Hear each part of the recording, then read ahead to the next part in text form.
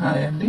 ఈరోజు మనం DSC Telugu bits success series నుంచి చూద్దాం. 6వ తరగతి అభినందన లెసన్.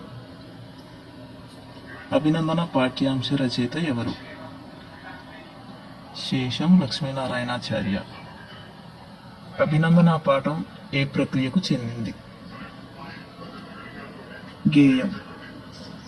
రుధిరం అనే పదం అర్థమేమిటి? రక్తం. ఈ క్రింది వాటిలో తా వర్గం అక్షరాన్ని గుర్తించండి. ఆప్షన్ 3 ధ. అభినందన పాఠ్యాంశం యొక్క ఇతివృత్తం ఏమిటి? ఆప్షన్ 1 శ్రమ గౌరవం. భాషా ధ్వనులకు చెందిన అక్షరపు గుర్తుల పట్టికను ఏమంటారు? ఆప్షన్ 4 వర్ణమాల.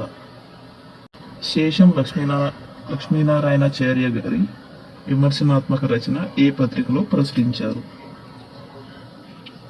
స్రవంతి పత్రిక. స్వరభారతి అనే గేయ సంకలనములు రచించిన కవి ఎవరు? ఈ కింది వారిలో గుర్తించండి. శేషం లక్ష్మీనారాయణాచార్య. ఈ క్రింది వాటిలో రైతు అనే పదానికి పర్యాయ పదం కానిదేది? కార్మికుడు. అసి, బావుట అనే పదాలకు సమానార్థక పదాలు కాని వాటిని గుర్తించండి. ఆప్షన్ 3 కలం, జెండా. భాషా విషయంలో ధ్వని అంటే నోటితో పలికేది. ఒక హల్లుకు ఒకటి కంటే ఎక్కువ హల్లుల ఒత్తులు చేరితే దానిని ఏమంటారు? సంశ్లేషాక్షరం. సంస్కృతం అనే పదం ఈ క్రింది వాటిలో ఏ రకానికి చెందునో గుర్తించండి. సంయుక్తం. దుర్గతి అనే పదంలో క అనే అక్షరంలో గల ధ్వనుల సంఖ్య ఎంత? 3. ఆప్షన్ 3 పద్మము అనే పదంలో ఉన్న మొత్తం ధ్వనుల సంఖ్య ఎంతో గుర్తించండి. 7. ఆప్షన్ 2. ఈ క్రింది వాటిలో చ వర్గ, ప వర్గ పదాలను వరుసగా గుర్తించండి. ఆప్షన్ 4 ఘ, బ.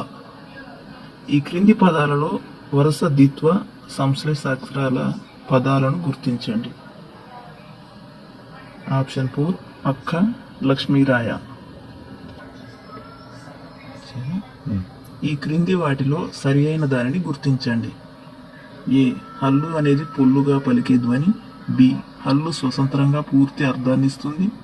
సి హల్లు అచ్చుల కలయికనే అర్థవంతమైనది.